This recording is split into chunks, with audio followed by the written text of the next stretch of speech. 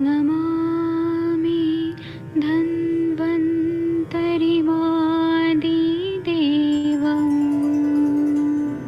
सुरासुरैर्वन्दितपादपद्मम् लोके जरामृत्युनाशम्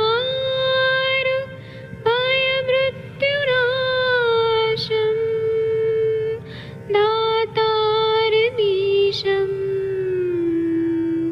विविधौषधीनां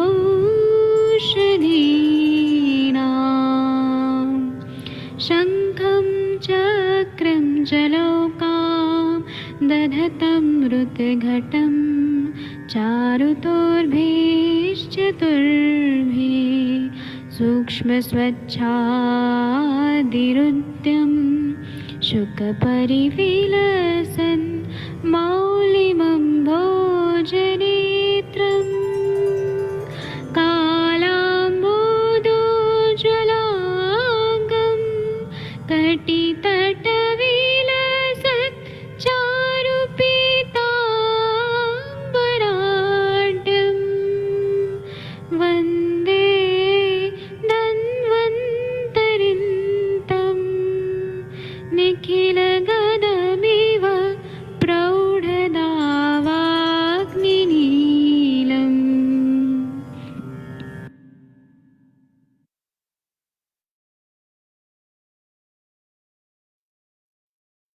नमस्कार, आप सबको प्रणाम, सुप्रभात। नमस्कार मैडम अंजना जी। जी सर, नमस्कार सर, सुप्रभात जी सभी लोगों को नमस्कार जी सर। सूरज जी, अगर आप चाहें तो मैं शेयर का ऑप्शन दे देता हूँ, आप शेयर कर दीजिए कौन सा सूत्र आज हमें पढ़ना है।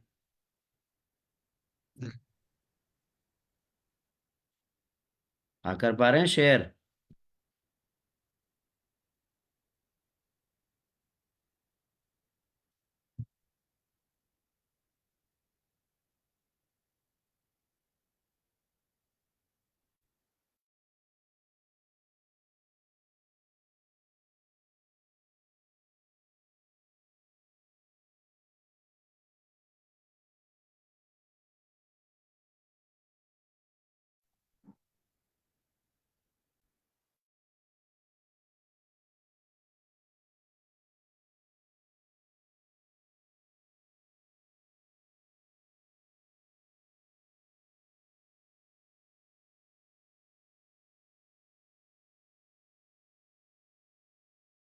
कौन सा सूत्र चल रहा था सूरज जी?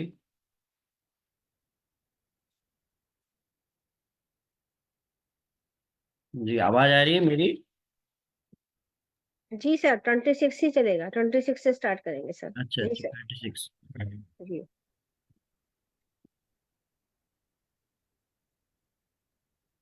28, I am on 28. 28, अच्छा। तो 28 पढ़ देता हूं मैं। 28। सर आगे सरुजे दाहे रक्तम हृत्वा प्रलेपयेत् प्रपौंडरिकम मंजिष्ठ्वा दारवी मधुक चंदने शीतोपले शीतोपल पले अरे शीतोपलेरकास सक्तु मसूरो सिर पद्मके लैपो रुग्धदाह विसर्प राग सोफ निर्वण। यहाँ पर बहुत अच्छा एक्सप्लेनेशन है। यानी कि सर आगे सरुजे दाहे। चलिए इसका अर्थ पढ़िए तो जिंघारे साहब प्रयास कीजिए। सूरज जी। Hello sir. हाँ जी। उसको शेयर रहने आवाज दीजिए, हटाइए मत उसको। हाँ सर, वो साउंड चालू करने के लिए आया था बाहर थोड़ा। जी, मैं पढ़ देता हूँ। सर आगे दाहे। सरुजे दाहे रक्तम हृत्वा प्रलेपयेत् प्रपौंडरिकम मंजिष्ठा दारवी मधुक चंदने शीतोपलेरका सक्तु मसूर उशीर पद्मके लेपो रुग्दाह विसर्प राग सोफ निर्भरण। यहाँ पर बताया गया कि अगर लालिमा के साथ पीड़ा और दाह हो तो रक्तम हृत्वा, रक्त को निकालें, साथ में प्रपौंडरिक मजीठ दारू हरिद्रा मुलेठी चंदन, इसका वहां पर स्थानीय लेप करें। आगे कहते हैं सीतो पलेर का सक्तु मशूरो उशीर पद्म के, यानी मिश्री जो है, पटोल है, सत्तू है, मसूर है, खस है, पद्माक है, इनका लेप जो है लेपो रुग्दाह विसर्प राग शोफ निर्भरण, इनका लेप पीड़ा, दाह, विसर्प, शोक इनको नष्ट करता है। जी, अब इस पर चर्चा कर सकते हैं।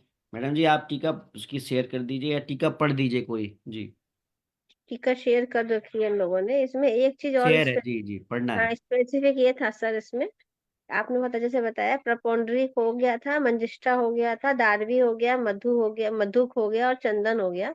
इसके बाद जो आप आगे हम लोग पढ़ रहे थे, सितोप्ले का सत्तू, मतलब इन्होंने एक वर्ड बताया, एर का सत्तू, सितोप्ले एर का सत्तू। तो एर का सत्तू के बारे में थोड़ा सा हम देख रहे थे, तो इसमें इन्होंने एक वर्ड आया है होगल बीज। और यहाँ पर भी, इसमें भी हम देख रहे थे, तो टीका में भी लिख रहे हैं ये लोग, एर का सत्तू मतलब हुआ एर का बीज सत्तू। तो मतलब एरका का मतलब हुआ कि कोई मेडिसिन का नाम ले रहे हैं और उसका जो बीज का सत्तू बना के यहाँ यूज करना है। जी सर। आगे सिंपल यही बता रहे हैं, जैसे दाहे, सरागे, सरूजे, सती, रक्त, हृतवा, प्रपोंड्रिकादि भी लेप कार्य। तो जैसे अभी पढ़ा गया कि दाहा होगा, दाहा मतलब जहाँ पे भी जलन जैसे लगेगी, और उसके बाद सरागे लालिमा होगी, सरूजे पीड़ा होगी। और तो वहां पर क्या करना है, क्योंकि सारे लक्षण इन्होंने पित्त के बताए हैं।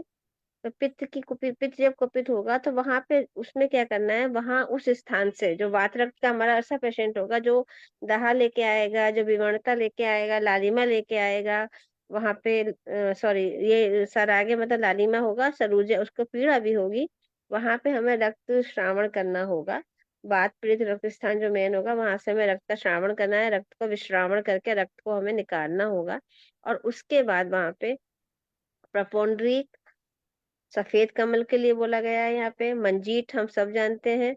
उसके अलावा बाद जो है लाल चंदन, मुलेठी, दारू हल्दी, मिश्री, एर का सत्तू, मसूर, खस और पद्मक, ये सारे जो है हमारे शीतवीर्य प्रधान द्रव्य हैं, जो कि पित्त का शमन करेंगे। वहां पे इनका लेप करिएगा, लेप करने को बताया है। और ये भी बताया है, लेपो रूग दहा विसर्प राग शोफ निवारण, मतलब ये लेप जो होता है वो रूग मतलब रुचा, दहा, विसर्प और लालिमा, शोफ, इन सबका जो है वो शांत कर देता है। जी सर। बहुत अच्छा पढ़ा मैडम आपने। तो अगला अगला सूत्र कौन पढ़ेगा? चलिए 30वां सर कोई और पढ़ दीजिए। सर मैं पढ़ दूं क्या? पढ़िए। वातग्ने साधित स्निग्ध कृशरो मुग्ध पायस तिल सर्षप पिंडेश्च शूलग्नम उपनाहनम।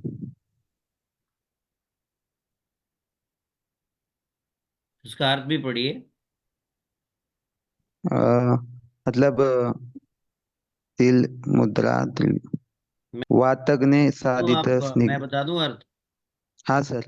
वातग्नि साधित स्निग्ध कृष्णो मुग्ध पायस। इसका मतलब है कि जो वा हमें जो तिल और मूंग से बनाई हुई और स्नेह से सिद्ध की हुई और वातग्न द्रव्यों से बनाई गई खिचड़ी या दूध में बनाई हुई मूंग की खीर का उपनाह, या फिर कहते हैं तिल ससर्प पिंडश्च सुग्लब्न उपनाहनम, यानी तिल और सरसों के बने हुए पिंडों से सिद्ध उपनाह श्वेत जो है, उपनाह पुल्टिस, इसका प्रयोग अगर हम करते हैं तो ये शूलनाशक है। यानी कि यहाँ पर उपनाह यानी पुल्टिस का किस प्रकार से आप बनाएं, उसका कैसे प्रयोग करें जो वेदना शमन करे, शूल नाशक नाशक करेगा, शूल को नष्ट करेगा, ये बताया है यहाँ पे।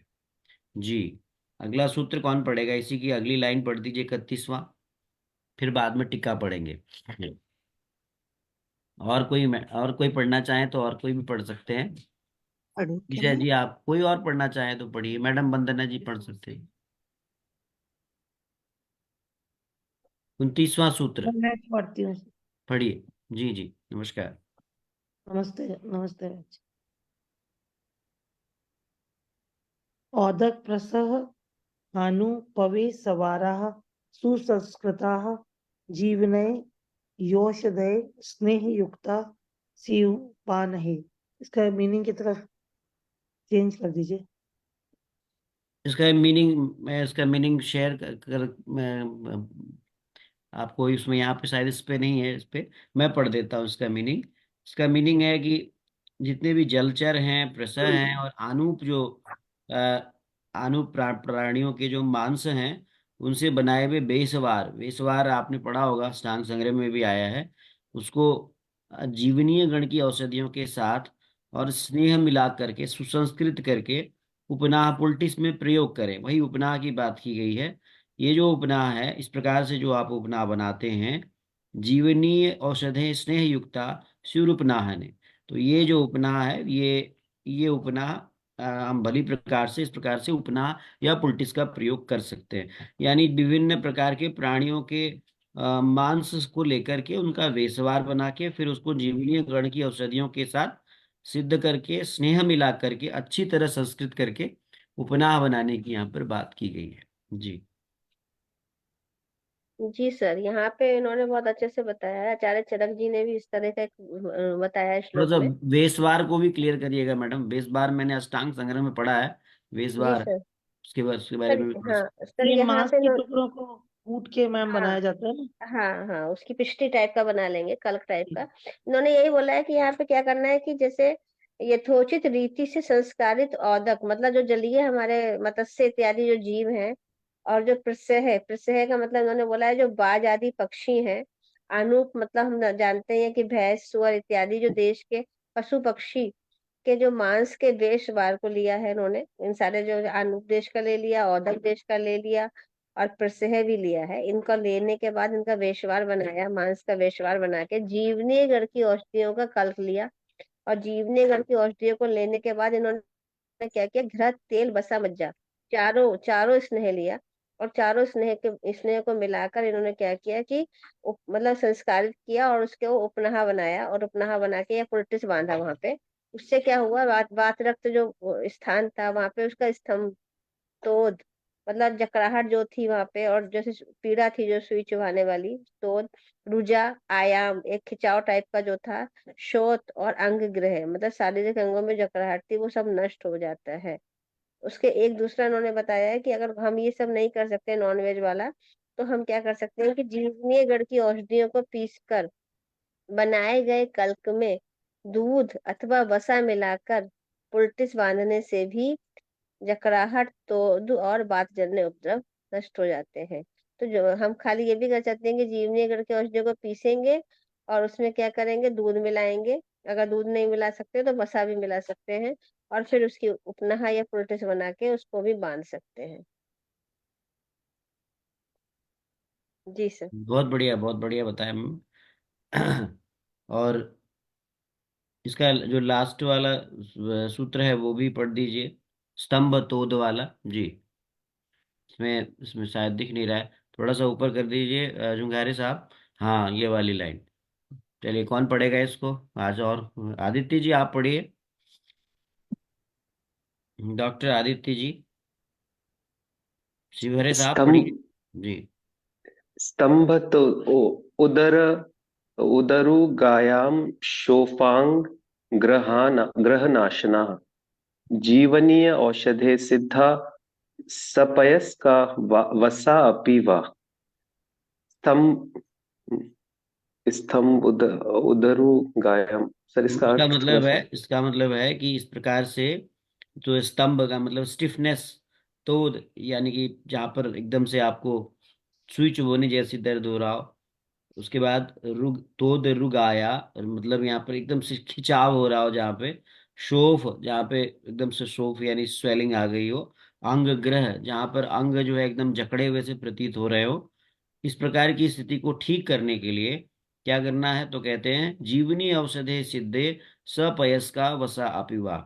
जो जीवनीय गण के द्रव्यों से सिद्ध जो दूध है, उसके साथ वसा को प्रयोग करके आप करें, तो ऐसी स्थितियों में आप, जहाँ पर स्तंभ है, तोद है, आपको एक प्रकार से पीड़ा है, खिंचाव है, सोफ है, अंगों में जकड़न है, ऐसी स्थितियों को आप ठीक कर सकते हैं, मैनेज कर सकते हैं। जी। सर वसा यानी फैट वसा का मतलब किस फैट है, फैट, चर्बी। प्लांट प्लांट फैट कैसा यहाँ पर कोई सा। यहाँ पर प्लांट फैट की जगह मुझे लगता है कि चूंकि ऊपर वाले सूत्र में जो है वेसवार का की बात की गई है, जी तो ये जी एनिमल जानवर फैट का। के लिए है, ये एनिमल फैट के लिए। जी। जी सर। स्नेह तेल वसा मज्जा, इसमें जो है स्नेह के, अब चतुर्विध स्नेह जब पढ़ेंगे ना सर आप, हाँ। तो जी आदित्य सर से बता रहे थे। जी जी चतुर्वेद जी स्नेह करके एक चैप्टर स्नेह में चरक में आया है, तो उसमें हमें यही बताया गया है, घृत तेल वसा मज्जा।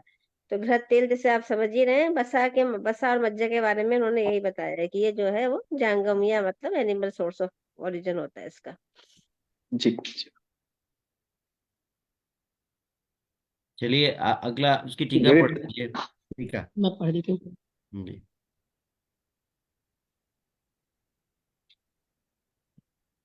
जी सर।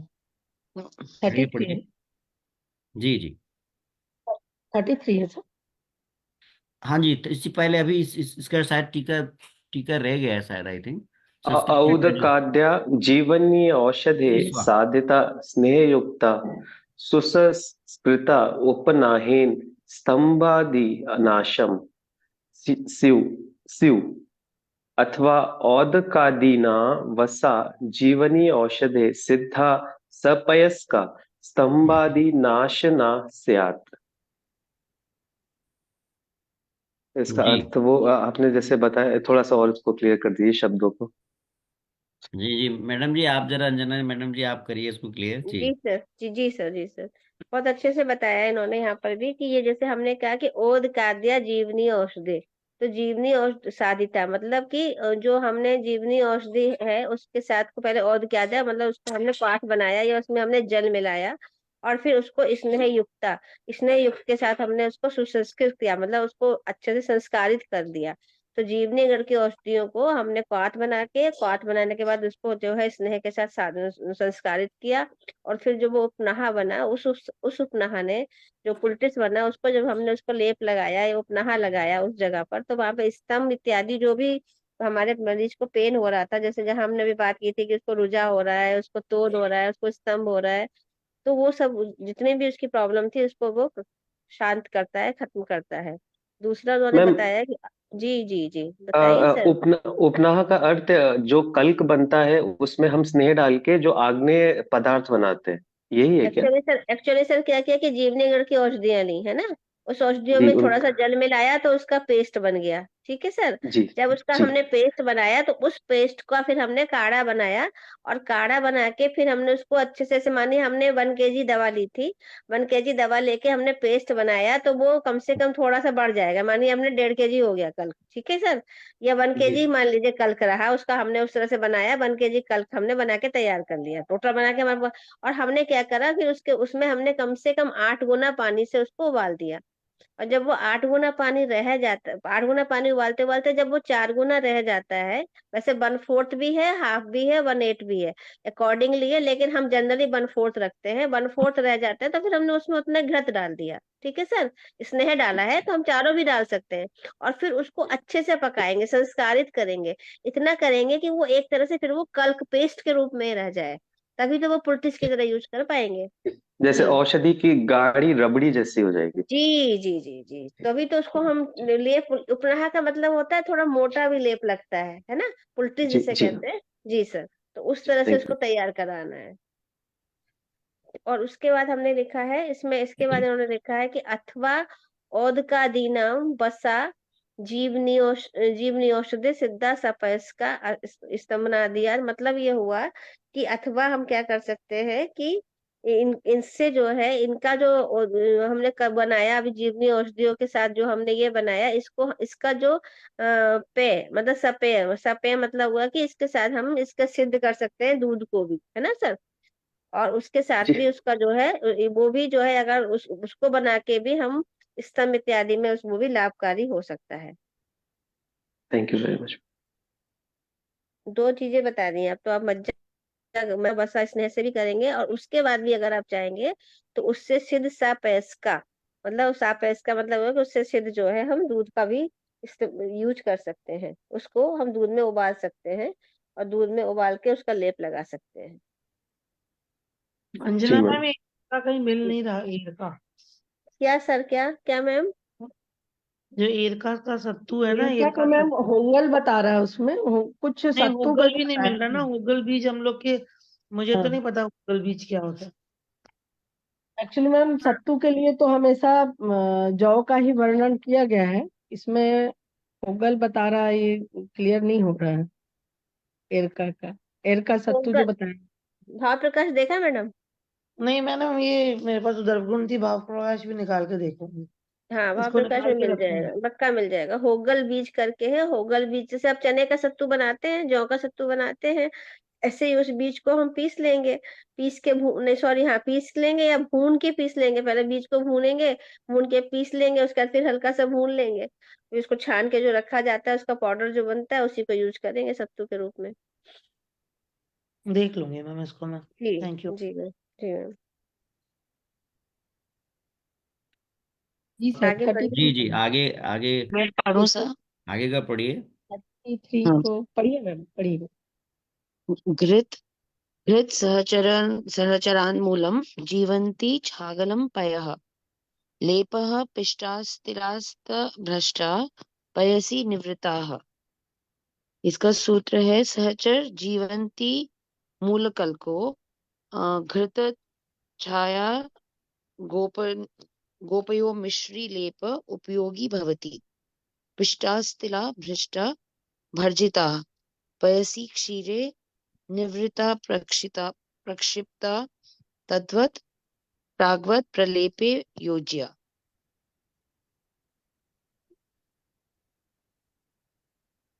जी जी जी, मैडम। अब इसका अर्थ भी पढ़िए। अब क्या पढ़ूं सर? कोशिश नेक्स्ट, उसका नेक्स्ट। नहीं नहीं, इसी को कोशिश पढ़िए करिए, मैम। सहचर कोशिश समझाइए करिए इसको। इसका अर्थ। दूध और मिश्री को मिला करके लोग लेप करने के लिए बताया गया है। आगे पढ़िए मैम। जी पिस्ता जी तिला जी। भ्रष्टा अर्पिता। दो तिल दो पिस्ती लेप का। बताए हैं, हाँ, दो तरह के लेप बताए गए हैं यहाँ पे। स्पेशली जो घृतम से हम लेंगे तो हम गाय का घी लेंगे, और सहचर का मूल ले लेंगे, है ना। सहचर के मूल के साथ फिर हम जीवंती की भी उन्होंने बताया, जीवंती लेंगे, सहचर मूल लेंगे, घृत लेंगे, और छागलम पे का मतलब हुआ कि बकरी के दूध के साथ इसको पीस लेंगे। तो एक तो हमारा ये लेप तैयार हो गया, है ना। और दूसरा हम जो लेप ले रहे हैं वो है लेपहा पिष्टास तिलास तद तद तदवु दृष्टा पयसी निर्वृता। मतलब उन्होंने बोला है कि जो इतने तिल हमने लिए हैं, उन तिलों को हमने जैसे भूना, भून के उसको क्या किया कि दूध में भिगो दिया, और दूध में भिगोने के बाद उसको पीसा, और फिर उसके बाद हमने घृत इत्यादि स्नेहों के साथ उसको संस्कारित किया, और फिर उसका लेप बनाया। तो तिल को भूना, भूनने के बाद उसको हमने पीस लिया, और पीसने के बाद हमने क्या किया कि उसमें जैसे अभी बात घृत की चल रही थी, तो केवल घृत से भी या फिर स्नेह और भी ले सकते हैं, उसके साथ उसको अच्छे से संस्कारित करके एक लेप बनाया और वो लेप लगाया। तो दो दो चीजें हैं उन्होंने बहुत अच्छे से बताई। जीवनीगढ़ की औषधियों का बहुत अच्छा यूज बताया है यहाँ पे, हर हर काफी सूत्रों में जीवनीगढ़ की औषधियां बताई गई हैं। मैम ये तिल को भून के पीस करके, जैसे पयसी क्षीरे निवृत्ता प्रक्षिप्ता लिखा है मैम। हाँ तो हाँ जैसे दूध में पका के और उसमें घृत मिक्स, जैसे हम लोग लेप लगाते हैं प्रायः हाँ कि हाँ हाँ घृत का स्निग्ध कुछ ऐसे पदार्थ अरंड वगैरह डाल करके, तो ऐसे ही तिल को भून करके पीस के और दुग्ध हाँ में पका के थोड़ा घृत डाल के और उसको हाँ, स्नेह मिलाया है, जी जी जी औष्ण, मैम। हाँ, जी जी जी स्नेह मैम, मिलाया स्नेह। औष्ण करके उसको प्रलेप करें। वही, क्योंकि तो वात रक्त की बात चली ना मैम, तो देखिए स्नेह अपनी जगह काम करेगा, वो वात का शमन करेगा, और जहां भी इन्होंने घृत की बात करी है वो पित्त का शमन करेगा। तो बड़ा स्पेसिफिक, मतलब जैसे घृत घृत वगैरह की जो भी बात होती है, घृत ये ज्यादा तेल कम यूज कर रहे हैं जनरली, पहले घृत इत्यादि का यूज बता रहे हैं। तो घृत का सबसे वाला, क्योंकि पित्त पित्त का शमन होगा तो रक्त पे उसका इफेक्ट आना ही आना है ना। और स्नेहन हो ही रहा है तो वात का शम होगा। बाकी जो औषधियां बता रहे हैं, जैसे सहचर है, सहचर अपने आप में बहुत अच्छा है। जीवंती मूल इसलिए मुझे लगता है क्योंकि रस धातु और रक्त धातु को ये कहते ना, ये रस धातु जब नॉर्मल आएगी तो रक्त धातु भी नॉर्मल आएगी। तो उस तरह से भी अग्नि, रसाग्नि, रक्ताग्नि, और जैसे कि एक तरह से कहा जाए कि वहाँ श्रोत्र शोधन भी एक तरह होगा। तो ये प्रकरण इसलिए अच्छा है। और उपनाहा का मतलब ही होता है कि वहाँ सिकाई हो रही है, सिकाई स्नेहन स्वेदन होगा, तो स्नेहन भी हो रहा है क्योंकि इसमें सब हमने घृत तेल वसा मज्जत सब बुलाया मंगा लिया है, और हम सिकाई कर रहे हैं। उपनाह का मतलब है कि हम उसको गरम गरम लगाएंगे, उतना सुपोष्ण लगाएंगे, तो श्रोत्र शोधन के साथ साथ वो कहीं ना कहीं सूक्ष्म स्रोतों में पहुंचेगा वो, और रक्त की शुद्धि भी करेगा, और वायु का भी जो है वो वायु अनुलोमन। जो अवयव है वो उस स्थान पे उसका भी अनुलोमन कर लेगा, स्थानीय जी अनुलोमन करता है, जी और जी। वेदना का शमन भी हो जाता है, और इधर जो क्षीर मिला हुआ है वो पित्त का हम्म। भी शमन। है, हित कर दोनों ले। बहुत इसीलिए मैम ये जी जैसे जीवंती की अगर मूल नहीं लेना चाहते, जीवंती गढ़ के इनके अगर पत्ते लें और ऊपर की चीजें थोड़े से टहनियाँ ले लें तो थोड़ा बहुत उसका इफेक्ट आएगा क्या? जीवंती लिखा है सर, जीवनी अगर यहाँ नहीं आया इसमें, इसमें जीवंती अच्छा। एक ड्रग है। हाँ, एक जी जीवंती जी एक जी। ड्रग है हमारी, और उसकी जो जनरली जो यूज करते हैं ना सर, यहाँ पे जीवंती का जो है ना मूल ज्यादा यूज होता है जनरली। टीका में भी जी देखिए, टीका में पढ़िए, टीका पढ़िए, टीका में और क्लियर हो जाएगा। टीका में भी इन्होंने जीवंती मूल कल्प को लिख दिया है ना सर। तो सहचर का जी और मैम, जीवंती जीवंती मूल मूल का कल्प। कल्प ही लेंगे, है ना। और उसके साथ उसमें फिर उन्होंने घृत लिया है, फिर छागल, छाग का पे, मतलब उसका जैसे भी बात हो रही है, बकरी का पे लिया है, और इसको मिश्र जी करके ले बताया है। और ऐसे उन्होंने लिखा है समझ पिस्ताश तिला भ्रष्टा, है ना, तिल की पिष्टी ले समझ ली, गया, उसको समझ उसको भूना समझ गया। है, और फिर उसमें दूध के साथ में मिलाया है, और फिर उसको जो है फिर शिफ्ट किया है और फिर लगवाया है। तो ये बहुत अच्छा है, मतलब बहुत टफ नहीं है, कॉमन कॉमन हम इसको यूज कर सकते हैं। क्षीरपिष्ट शुमाम लेपम इरंडस्य फलानि व कुर्या शूल निवृत्त्यर्थ शताहाम वानिले अधिके शुमा अतसि क्षीरेण पिष्टाम अधिक निले शूल निवृत्त्यर्थ लेप कुर्यात् यद्वा एरंडस्य फलानि क्षीरपिष्टानि शूल निवृत्त्यर्थ लेपम कुर्यात् यद्वा शतपुष्पाशीरे पिष्ट्वा शूल निवृत्त्यर्थ लेप कुर्यात्। इसका अर्थ थोड़ा सा, शीर को पीस के शीर पिष्ट शुभाम लेप एरंड के साथ फलानी व एरंड के फल के साथ, थोड़ा सा जी सर, बताइएगा। जी सर, जी सर, जी सर, बहुत अच्छा पढ़ा आपने। इसकी टीका, टीका में भी जो लिखा है ना, क्षीर पिष्ट छुमाम, तो छुमाम के यहाँ पे मतलब हो गया कि यहाँ पे ये ड्रग का चेंज कर दिए। और अगर इसकी टीका हम पढ़ रहे हैं ना, तो उसमें इन्होंने लिखा है कि मतलब इसमें जो है अत्सी है, तीसी, तीसी की पिष्टी को क्षीर के साथ बनाया है इन्होंने यहाँ पे। और इन्होंने उसके बाद में जो है वो एरंड के बीजों को भी दूध में पीसा है। ठीक है सर। तो ये लेपम एरंड से फलानी वा, तो जो एरंड के जो बीज है उसको लिया है, और इन्होंने जो है यहाँ पे अत्सी लिया है, इनको दूध के साथ पीसा है। इसके बाद जो आपने पढ़ा कि कुर्यात शूलम निर्वत्य अर्थे शतायम व अनिले अधिके, तो शताहम का मतलब होता है सोया या सतपुष्पा, है ना। तो सतपुष्पा को भी उन्होंने जो बताया, या तो तीनों चीजें हम अलग अलग बना सकते हैं या एक साथ भी बना सकते हैं। ये व्याख्याकार बता रहे हैं, टीकाकार बता रहे हैं कि तीसी को लिया है, अरंड के बीजों को लिया है, और सोया, सोया मतलब जैसे हम लोग यूज करते हैं जिसको बोलते हैं सतपुष्पा, इनके बीजों को लिया है और इसको दूध के साथ पीसा है। तो जनरली बकरी के दूध की बात यहाँ ज्यादा चल रही है, तो इन्होंने यहाँ पे दूध का स्पेसिफाई नहीं किया है, लेकिन क्षीर के साथ इन्होंने इसको पीसा है, और इस प्रकार वो लेप बनाया है। और लेप जो है जहाँ पर वात दोष की अधिकता है या शूल ज्यादा हो रहा है, वहां पे इसको यूज करने के लिए बताया है। मैम इसमें अटसी के भी बीज ही लिए हैं ना? हाँ, अस्सी तो बीज के रूप में ज्यादा कॉमन यूज हो रही है अच्छा। ना सर, तीसी की, जी तीसी जी मिलती जी है जी। बीज। और शतपुष्पा के भी बीज हैं तीनों के? हाँ सोया, हाँ जी सोया, सोया जी जी जी। अच्छी सोया ले लिया, और बहुत अच्छे से जो है इसमें उन्होंने अच्छी सोया के साथ में आयरन के बीजों को मिला लिया है, और दूध के साथ उसका पूरा कहते हैं ना एक तरह से कल्क या पेस्ट बनाया है, और उस पेस्ट को हल्का गर्म करके उपनाहा करके लगाएंगे, तो उससे वात का शमन होगा। इससे स्वेदन भी होगा, वात का शमन, अंदर के जो हाँ, जो गुण है जो वात को प्रकोप कर रहे हैं रक्त में या मांस में, हाँ, वो बाहर निकलेंगे। जी। इस एरंड का तो, एरंड तो बहुत अच्छा सा है ही है, वृक्ष है, वातहर है ना, वातानुलोमी है। और यहाँ पे तीसी के साथ उन्होंने इसको मिलाया है, तो तीसी का भी और शतपुष्पा का भी, जो दोनों का योग बनाया गया है। शतपुष्पा को अगर हम देखते हैं, सोया को देखते हैं, तो जनरली जो हम लोग यूज करते हैं, तो वो भी हम लोग पित्त की शोधन के लिए जनरली से हम शतपुष्पा तेल लगाते हैं, नस्य देते हैं, इसी उसमें बहुत अच्छा रिजल्ट मिलता है। तो कहीं ना कहीं वो पित्त पे बहुत अच्छा इफेक्ट मिलता है। तो क्योंकि रक्त की बात चल रही है, तो मैं ये कॉम्बिनेशन उनका हमेशा चला है कि वायु के लिए और पित्त के लिए, वात और रक्त में काम करेंगे, तो जो हमारे कॉम्बिनेशन वात और पित्त पर काम कर रहे हैं, वो कहीं ना कहीं रक्त की शुद्धि भी करेंगे। बट तीनों में दूध कॉमन है, हाँ, इसका दूध एक रक्तता भी घृत, हो जाएगा हाँ और दूध, मिनिस्ट्री में। जी दूध घृत है ना, तीन यही सब कॉमन चीजें आएंगी।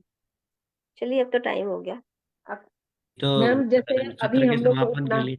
जी जी। उपनाह करते हैं मैम, जैसे इसका जी एक सारांश जैसे निकाल रहे हैं, तो हम लोग जैसे तिल और अतिसी अलसी को और सहसा जी जीवंती मूल ये यूजुअली करते ही हैं, लेकिन सबका अलग अलग बहुत अच्छे से बता दिए गए हैं कि इसमें बकरी के दूध को और घृत को जी आपको मिलाना है। और लास्ट में जैसे हम लोग ये यूजुअली करते ही हैं, जो एरेंड का प्रयोग करते हैं, तो जी मैम। ये अलसी और एरेंड के साथ उसकी पिस्टी को मिला करके और फिर खीर में पका के और लेप करना है। तो सभी को जी बहुत अच्छे से अलग अलग रूप में बता दिए मैम, बहुत हाँ डिटेल में। मैम।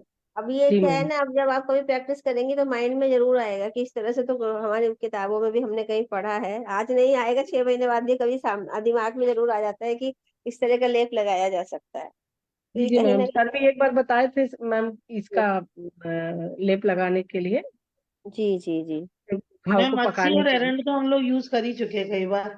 सोया का हाँ जरूर वैसे यूज नहीं किया, सोया का आपके और थ्रू ही पीसीओएस हाँ वगैरह में हम लोगों ने यूज हाँ। किया। मसूर का भी करते हैं मैम, मसूर का भी करते हैं, लेकिन ये पिस्टी दूध में पका के और घृत के साथ मिला के देना, ये बहुत अच्छे से और अच्छे से क्लियर हो गया हाँ मैम। किया जा जी। सकता है, बिल्कुल बिल्कुल। Thank you. Madam, madam Veena ji, जरा अपने सत्र के समापन के लिए एक अच्छे से वाइब्स दे दीजिए जी। हाँ सर, शिव पंचाक्षर की अगली 4 पंक्तियां।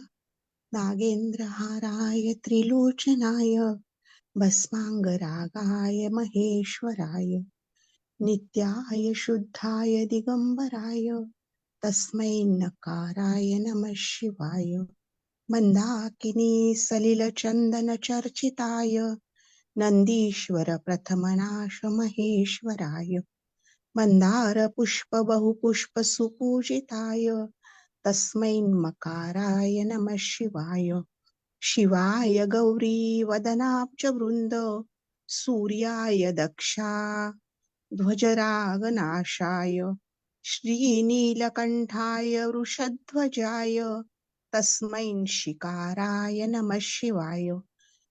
इसका अर्थ यह है कि पार्वती जी के मुख पर आनंदित देखने वाले, पार्वती का मुख आनंदित देखने वाले सूर्य स्वरूप दक्ष में यज्ञ का नाश, दक्ष के यज्ञ का नाश करने वाले, जिनके ध्वज पर वृषभ यानी बैल का चिन्ह विराजमान है, ऐसे नीलकंठ शिकार स्वरूप श्री शिवजी को मेरा नमन। Thank you sir. बहुत बहुत धन्यवाद आप सभी का सत्र से जुड़ने के लिए। आप सबका दिन शुभ हो। नमस्कार, प्रणाम। Thank you अभिनामा। मैम